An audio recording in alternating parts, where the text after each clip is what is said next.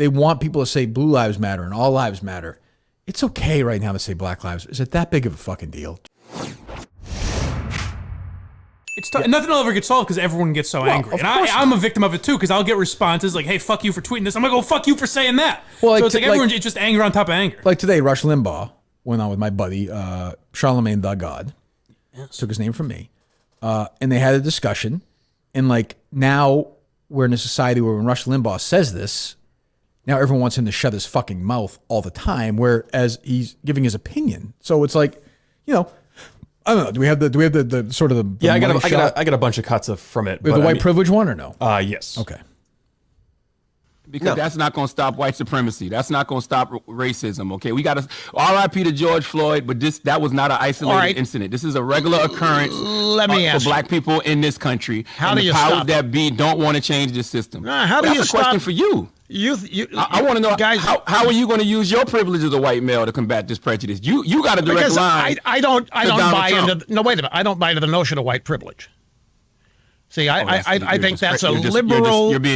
That's a liberal political construct right along the lines of political correctness. It's designed to intimidate and get people to shut up and admit they're guilty of doing things they haven't done. I don't have any white privilege. You know what white privilege is? White privilege is that what happened to George Floyd would not have happened to a white man. That's the epitome of white privilege right there.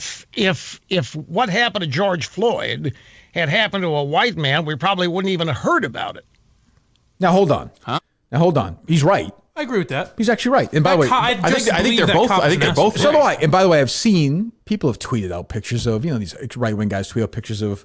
They seem to need to show us that this also happens to white people. Yeah. Where it's kind of like, well, okay, but I mean, can we all be honest here? I mean, the experience is harder for it's been harder for Willie Colon than Kirk Minihane when it comes to this stuff in life. I mean, it's just, if you can't start there, if that's what I'm saying about Rush, like, I'm like, the idea there's no white privilege is bullshit.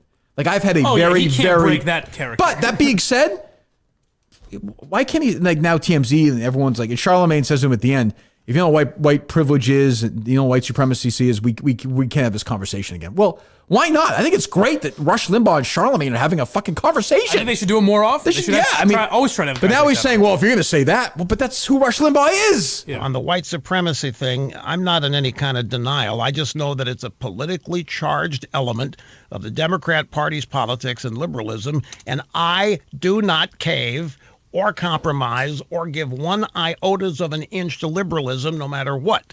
So white supremacy or white privilege is a construct of today's Democrat Party, and I'm not going to agree with any aspect of it as they put it forth. I'm not denying that there are certain individuals out there who think they're better than other people, but structurally, institutionally, white supremacy, it's a construct. You can't see how white people are just treated better in this country than black people. Even just as far as how many people get pulled over by the police officers. Like we can have these conversations, but we got to be honest. It might be better to have a one-on-one conversation. Just a little editorial. Yeah. This is why nothing gets done in this conversation, though, because it becomes this huge racial discussion, whereas if George Floyd was Asian or Hispanic, that cop is a horrible police officer who should be in jail for the rest of his life. He's a piece of shit cop who has probably treated all types of people like fucking assholes. And, and it should be about police reform. And there'd be no protests anyway. Exactly, right. Which is too bad, but I mean, it's also, like I keep saying, like this idea, and I see the extreme right-wing people tweet this out. They seem to want, like they want people to say blue lives matter and all lives matter. It's okay right now to say black lives. Is it that big of a fucking deal? Just, I mean, really. Well, no, Black Lives Matter isn't it? They try to make it into a thing, but it's Black Lives also matter. Well, I think Black Lives Matter 2 would have been a better name for it. Well, I guess, but like right now when this happens, like I don't, the experience, again, no fucking idea for me to pretend, like it's just silly. So you're trying to be an asshole if you're like, well, right, that's what I mean. Just going out of your way. I understand what you're saying. All lives matter. Absolutely. Yeah. White lives matter. Blue lives matter. Everyone's lives matter. Women's lives, everything. But right now, for the next couple of days, can't they just fucking? I mean, really? Well, it's the opposite side of the people jumping up and down and saying, "Donate to these causes." I just donated $1,000. Right. The opposite side is being like, "Well, purposely contrarian." It's basically the Daily Wire guys. True, and also it's like Shapiro, Matt Walsh, but also like Rush is not wrong that is part of the liberal agenda. Oh, totally. That's also true. Yeah, it is. But that doesn't mean that sometimes it also happens to be true. I think admitting the need to change laws so that the police don't do this as frequently doesn't mean you have to say, I am a white supremacist, I have implicit bias. That's what it should be. It should be about the police, not any race. It shouldn't have anything to do with race. Obviously it does. So I just said to Rush Limbaugh, all the guys who have he's made how much money in radio? 500 million? Oh, yeah. So list all the people in radio, on-air personalities who have made over 10 million in their careers. How many of them are white versus how many are black, percentage-wise? 98 to 2%? Yeah. Radio, I would think. Charlamagne, maybe? Charlamagne. Steve Harvey, maybe?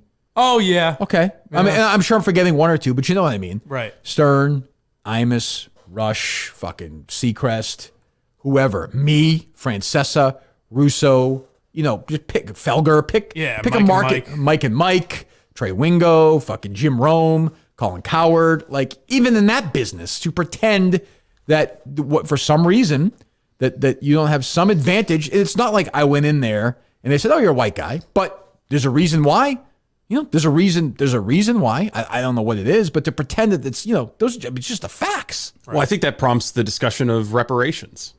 Yeah, and I'm just against it because I just think it's too much. It's just too convoluted. I think it's hard to sift through that. It's almost like trying to get oil out of water. Like I don't know how you get there. It's does somebody who moved here from South Africa or something in the 80s, do they get reparations? I don't know. To me, it's a Gordian knot. Yeah, to me, it's unsolvable, and it's a Gordian knot indeed. Again, the reason nothing gets done in this conversation again is white privilege it makes you, as a white guy, it makes you feel like, well, I didn't do anything wrong. Sure. So it becomes an attacking thing when that's not what that phrase means. Just like Black Lives Matter. It's like that's not what the phrase isn't supposed to be an attack, but it's kind of used as that. But I also think you have to defend yourself. But I also don't know, and neither does Charlamagne, and I understand why he says it.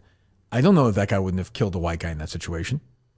I don't know that. He said, I don't know. It's an assumption that I've made as well. Right. I don't know that, but that's okay. Like right now for this, so Rush Limbaugh is wrong about white privilege, but so what? So these two guys talk. Like I like the idea that Rush went on the show. Yeah, it was his idea too. Yeah, he reached out and asked to go on. So I think it's bad then if Charlamagne's like, well, fuck, like what does he expect Rush Limbaugh to say? And then then if he's on once a month and they just talk about issues in America, like I said the other day, the fucking days of Crossfire and Hammy and Combs are gone, but this is a pretty close replication with two big radio stars. Right. And it's also a moment for Charlamagne to get his perspective out to Rush's listeners, because Rush is going to talk about it and his people are going to say, oh, I want to hear this conversation. Yeah. And I don't know if it ended poor. I hope it happens again. But but it's kind of like now you're going to get like, oh, Rush Limbaugh. But we know which side he's coming from. Well, I will say Bo Snerdley was a little upset. Oh, was Bo upset? Bo was upset, yeah. What did Bo have to say? He said he was going to limit his comments, but you could tell from his tone, if you've known Bo for a while, that he was displeased. Is that true? Displeased, yeah. I'm sorry to hear that. Or Bo Snerdley. But yeah, it's a whole, it's just, it's tough. But, like my initial instinct, as always, is to mock when I see people who I know have no political thoughts in their head try and jump on the fucking bandwagon and... Robbie Fox. Well, no, I don't think that's true. That was a dumb tweet.